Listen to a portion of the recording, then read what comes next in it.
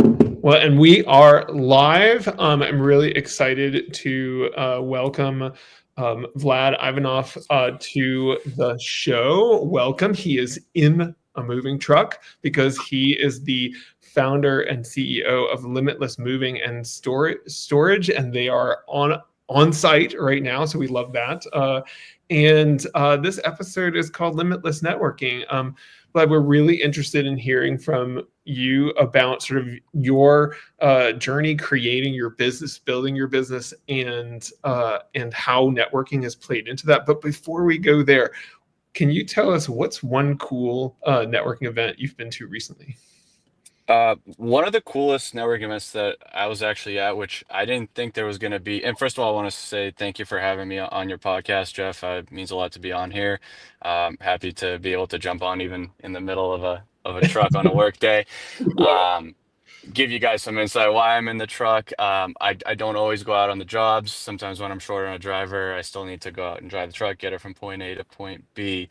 But that is why I'm here, and this is the studio for the day. Awesome. As for so you asked for the a cool networking event that I was at recently. Yeah. So being a part of the Charles River Chamber of Commerce, we actually had one. It was, I want to say, a few weeks ago. It was during that day. It was about 100 degrees. It was blistering hot, and it was like a afternoon evening event, just a typical YPG. And I'm like, all right, maybe 5 or 10 people are going to show up to this. But I get there and like I'm there early. I actually got there a little early, so it kind of met my expectations of what I thought it was going to be at first. And it was like, okay, there's no one here, ghost town, perfect, just what I expected. But turns out I had the time wrong about 30 minutes. And then when the time actually arrived, it started filling in, and we had about 20, 30 people there. And it was, I mean, it was an incredible experience. And this was in the heat, no air conditioning, nothing. So it was good. Yeah, I That's unfortunately missed that one, but I know exactly what we're talking about. And the YPG gets some pretty good turnouts for the chamber. So I've been that's Yeah.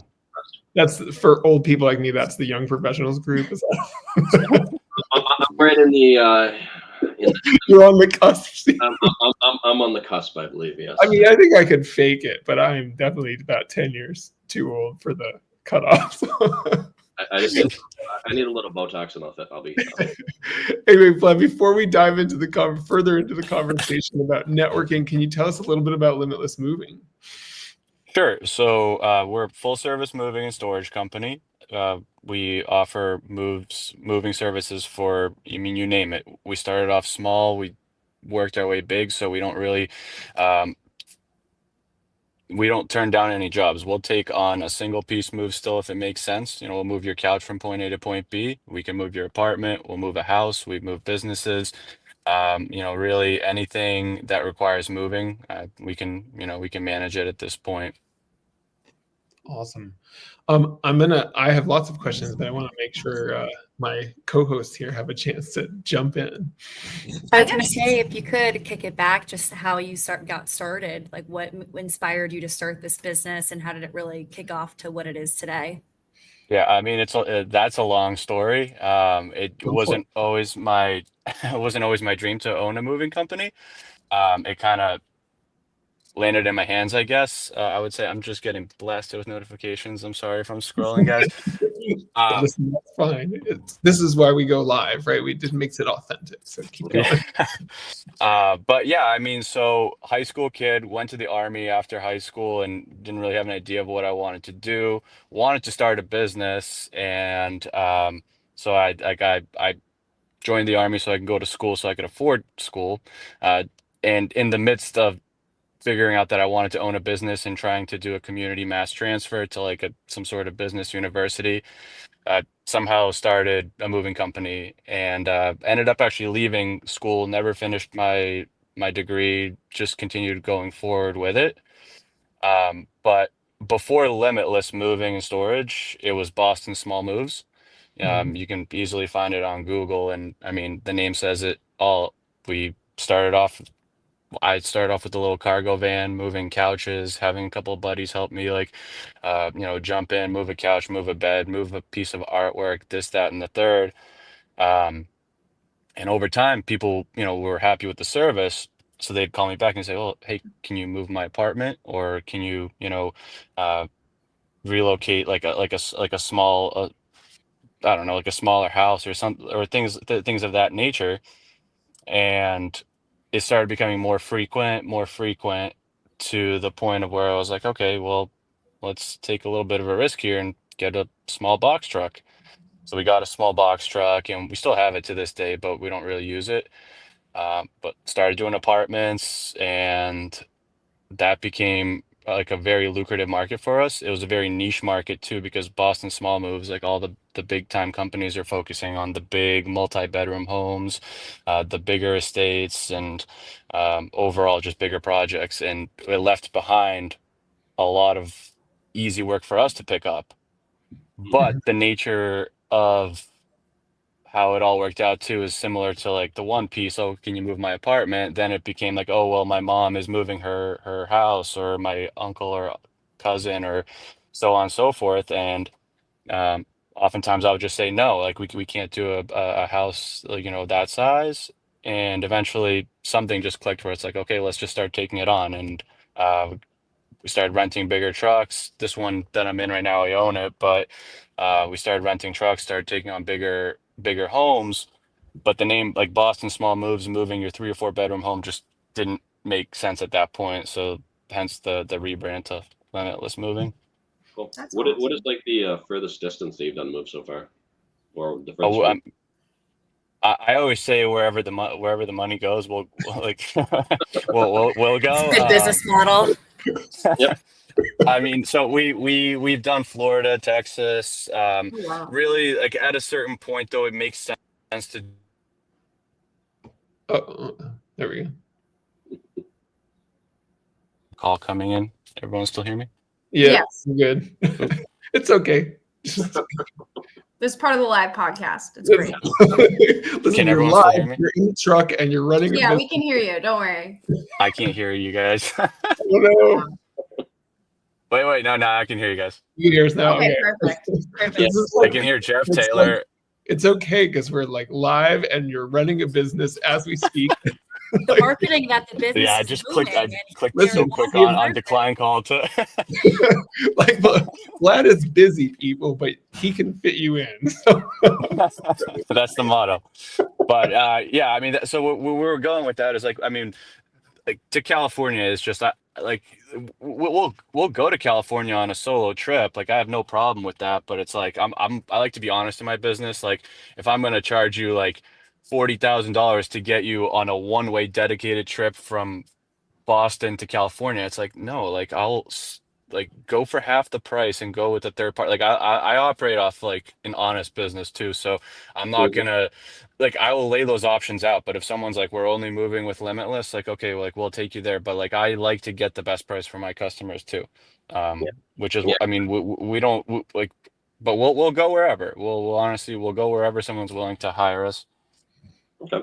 And then It sounds like networking's played a pretty big part in the business, especially if you have a network of people across the country where you'll try to shop out different prices to get your clients the best possible price. How did that start?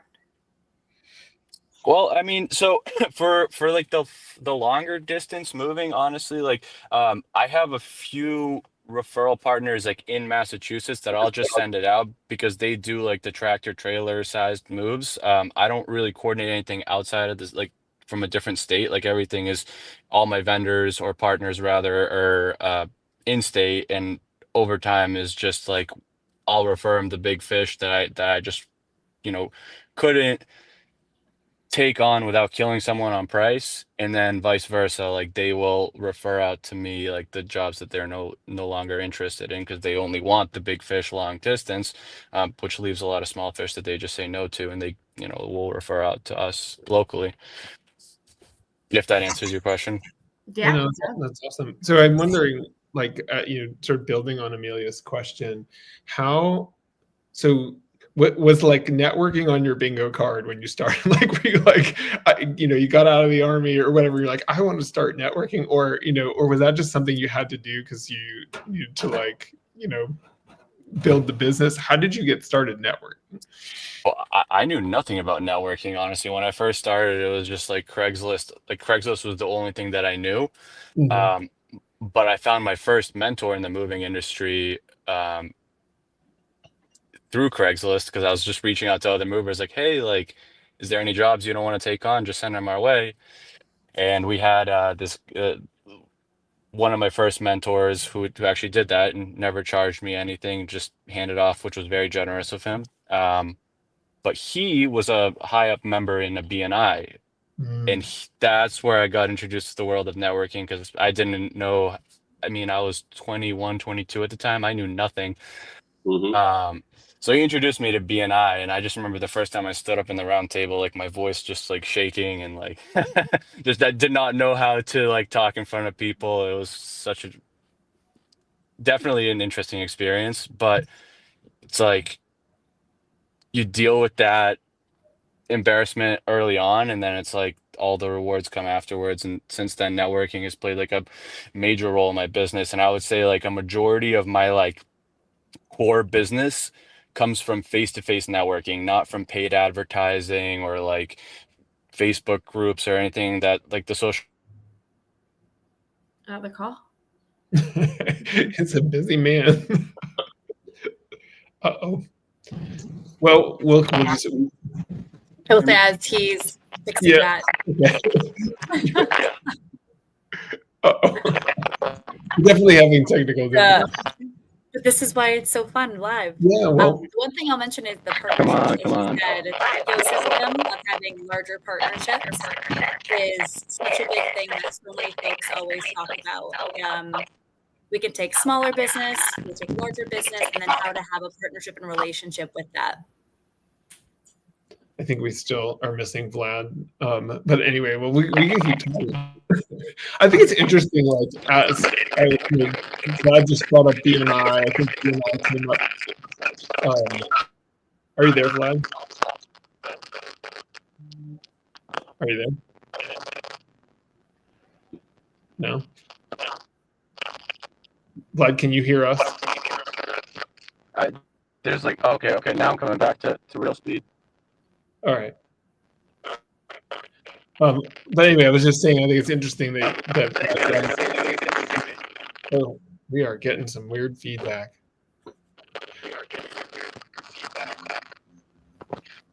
I'm losing you guys. I'm so sorry.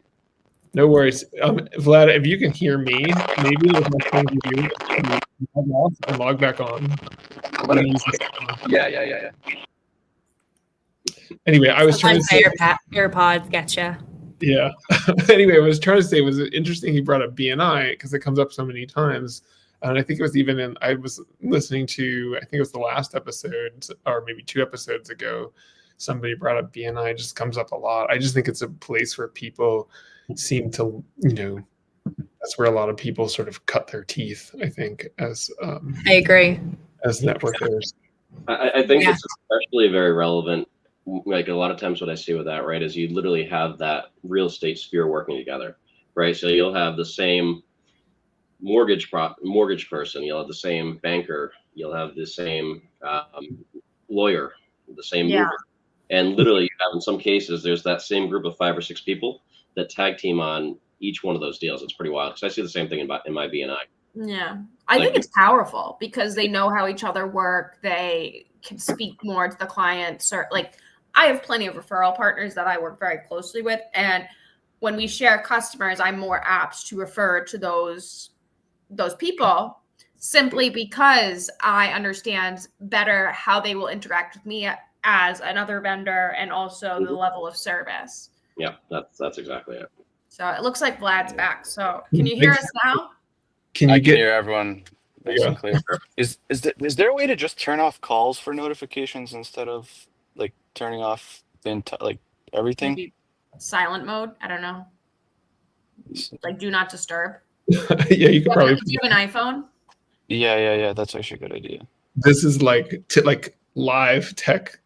I say I'm a networker. I'm not a tech person. Funny. I wish I could help you out. I have no idea. I've been a default tech person before. Not mine.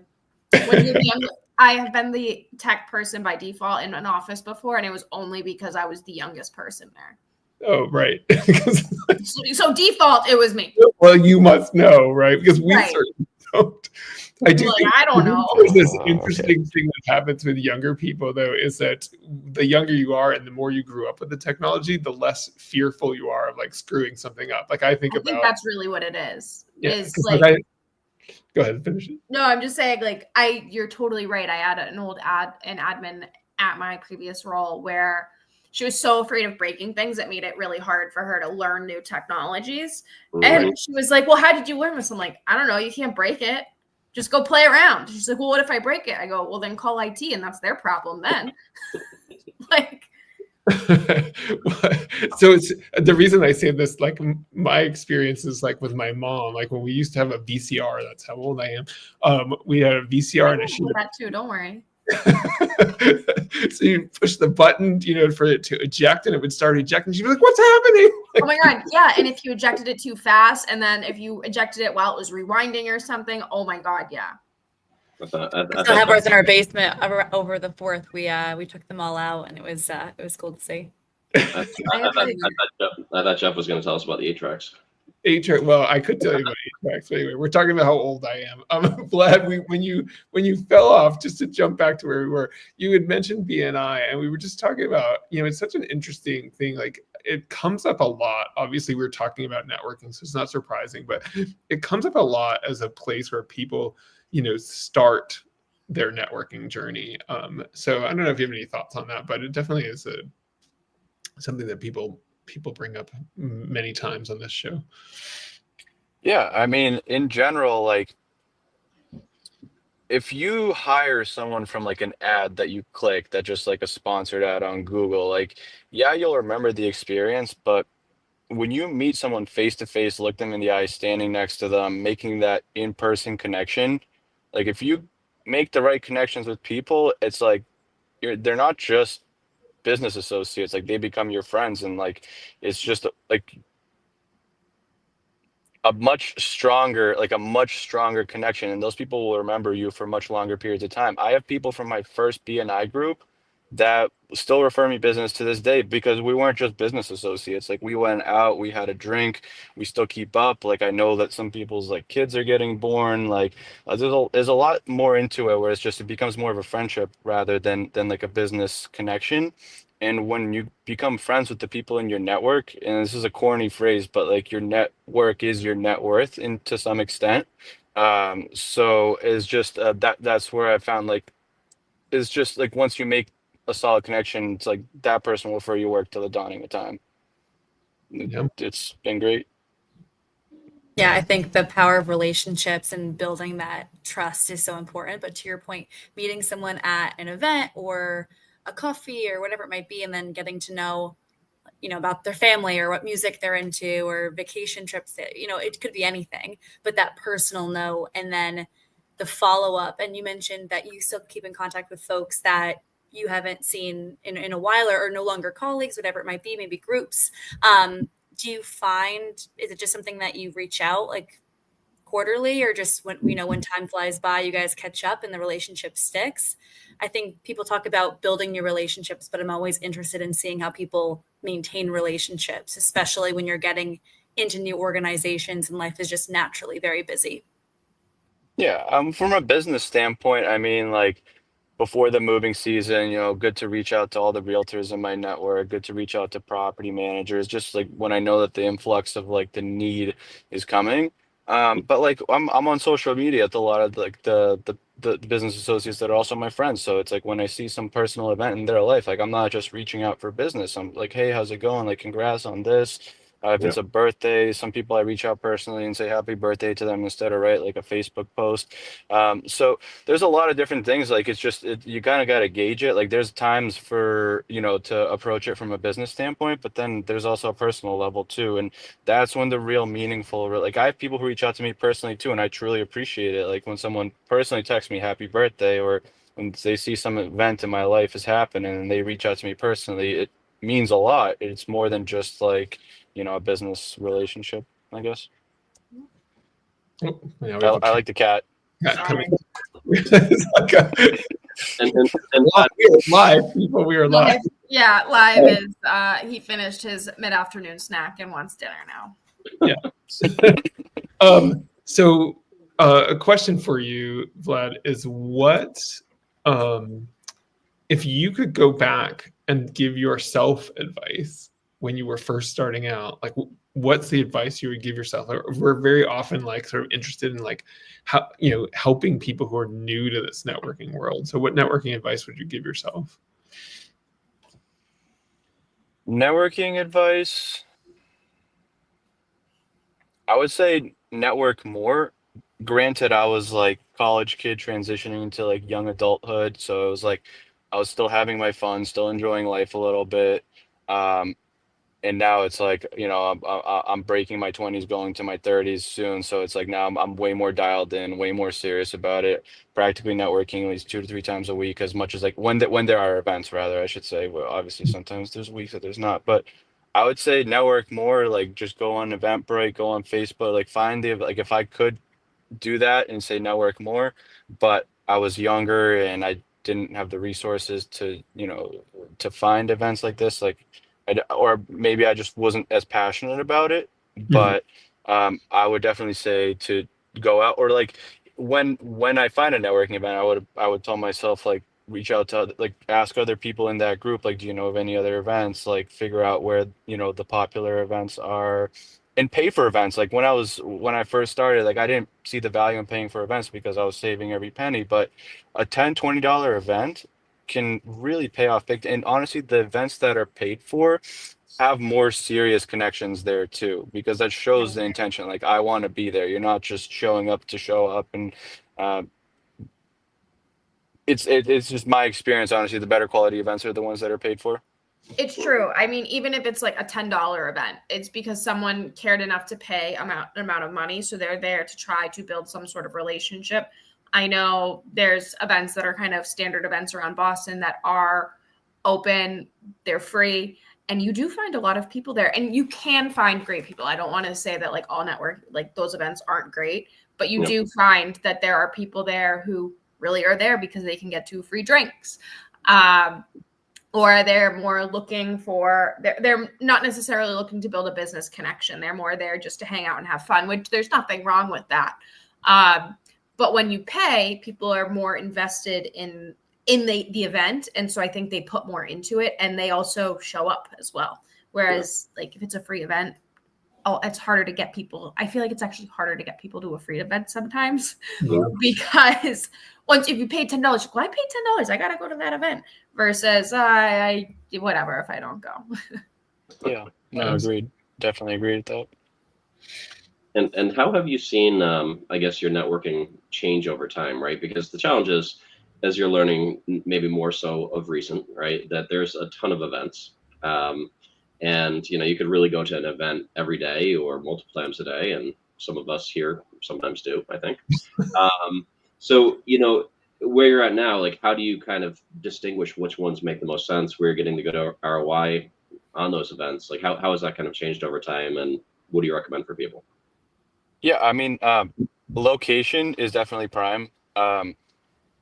When I first started Boston Small Moves, originally I was in Dorchester with my ex-girlfriend, and that's how like why I started in Boston. But then I shifted the business to Stoughton, but my first BNI was in Boston, Mm-hmm. and early mornings from Stoughton to get to Boston at 7 a.m. is just uh, while you can do it, like suffer, but like at a certain point, it also networking becomes a convenience thing in terms of like how far you're willing to travel. Like when I'm in Walpole to end my days now, like any of the trials or events, they're like 30-40 minutes away. That's fine. I'm also a member of the Walpole Chamber of Commerce, so it's always just a walk away at that point. So Yep.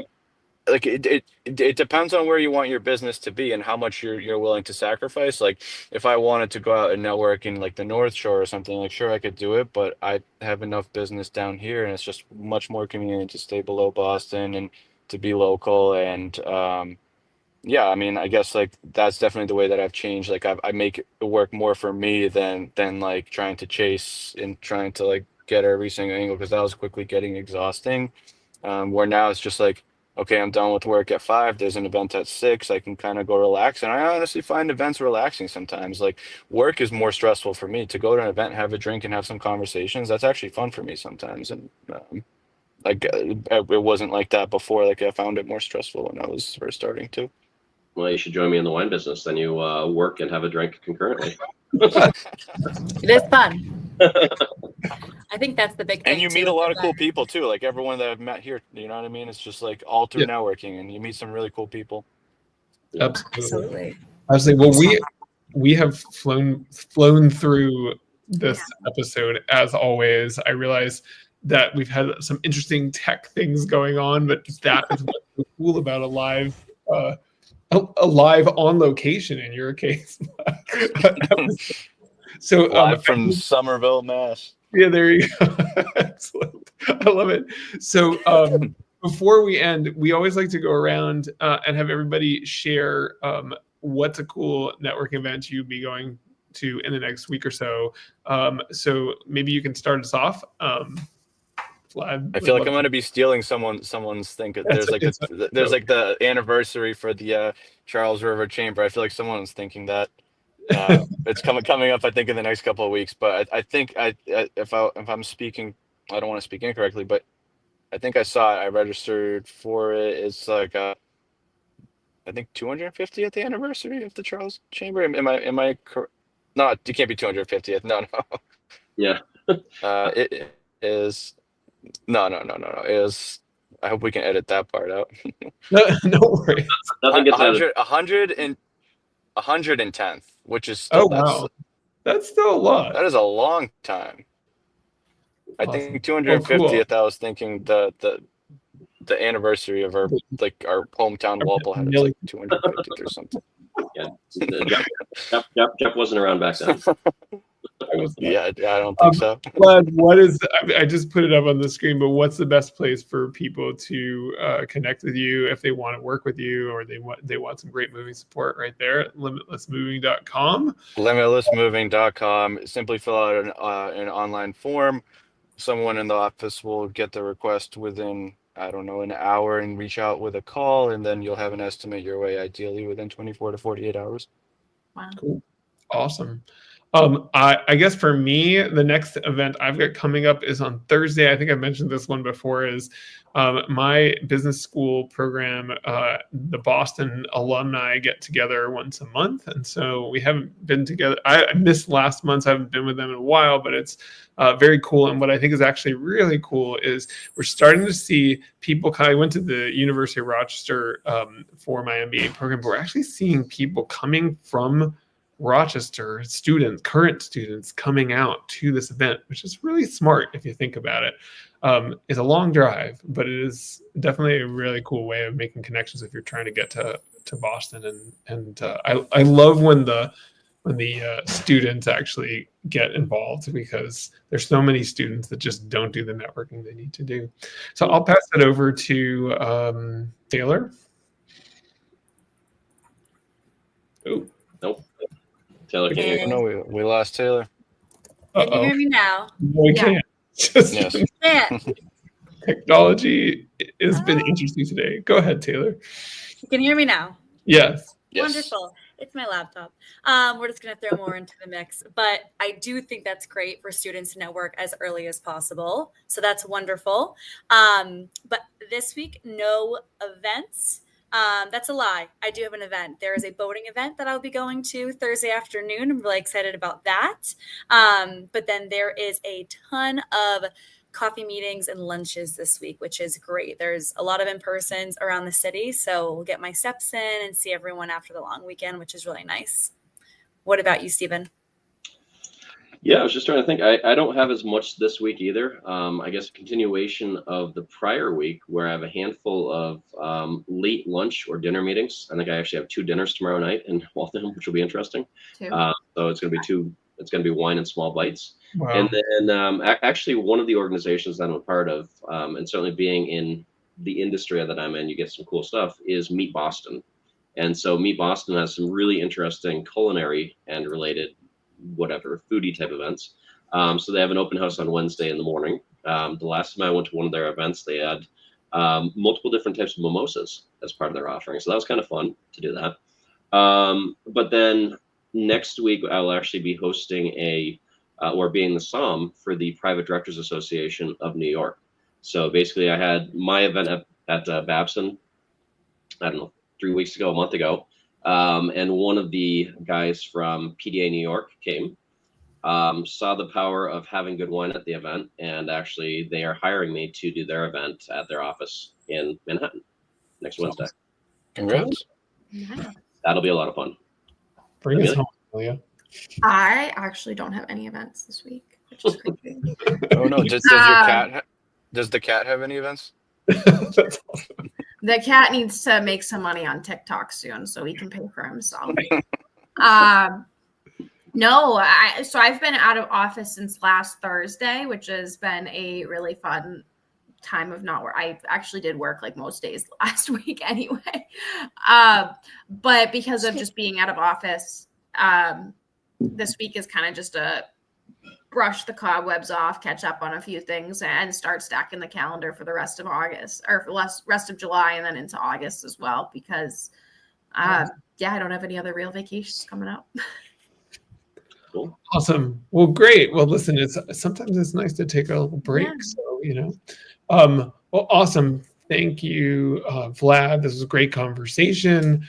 And we appreciate you jumping on. It's been great to hear about your experience with your company and networking and so forth. So really appreciate it. Yes, thank you so much, Thanks. Vlad. Thank you. It's a pleasure being on, and happy to jump on any other time.